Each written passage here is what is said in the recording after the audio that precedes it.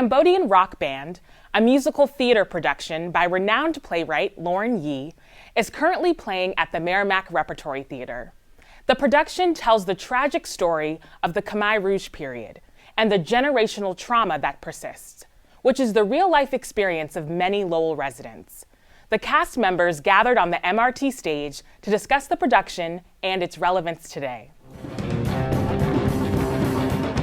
Lauren Yee, who is a playwright who lives in New York, who did undergrad in San Diego and went to Yale, who's a young Asian American playwright, was commissioned to write a play. She's not Khmer, she's Chinese American.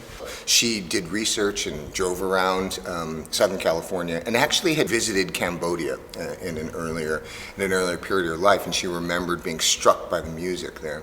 And so that stuck in her mind, and so she went down the rabbit hole, as she said, and among other things, she discovered the music of Dengue Fever, who wrote most of the music for the show. Most of the music was taken from their catalog and then used in the show.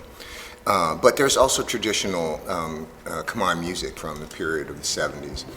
With the Vietnam War, the American Army brings in the Armed Forces Network, and so all of a sudden now they can get on the radio Jimi Hendrix and Bob Dylan and Creedence Clearwater, and it blows their minds. And all of a sudden they start learning all of these American rock songs, and then they start translating them into Khmer, and then they start writing their own music, and all of that is happening, and they're having house parties and they're playing at clubs, and then all of that comes to an abrupt end in 1975.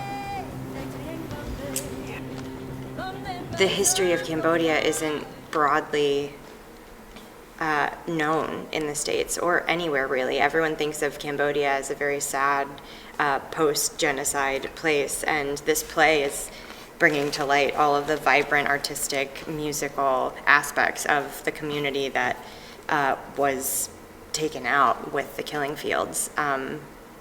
And everyone should see it because it's an important part of history, and because the music is so beautiful, and because Lauren's an incredible playwright in the play. It's not only about the genocide, it's not only about the music, it's about family and overcoming obstacles, and it's about surviving. And so it's relatable to everyone because everyone's part of a family. This play starts in 2008, and there were war crimes tribunals that were held in Cambodia. And there were a number of Khmer, Cambodian Americans who worked with survivors and refugees to get their stories, to organize them, and to bring them to the tribunal to testify against a number of the higher-up officials within the Khmer Rouge. So this is a story that starts there.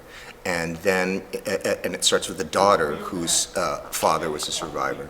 And she's working on getting a conviction of a man named Doik, who ran a place called Tuol Sleng, S-21 prison, which is a famous place where people were basically tortured and killed. And it was now a museum in Phnom Penh, Cambodia, the capital. And then it proceeds to tell the story of what happened to her father back in 1975 through 78. And so it's a story of a father and a daughter, but it's a story of a people.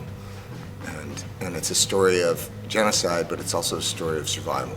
There are things that happen in the play that eerily echo what's going on in our country right now, whether it be the treatment of refugees or human rights issues, or military forces pulling out of places that need support.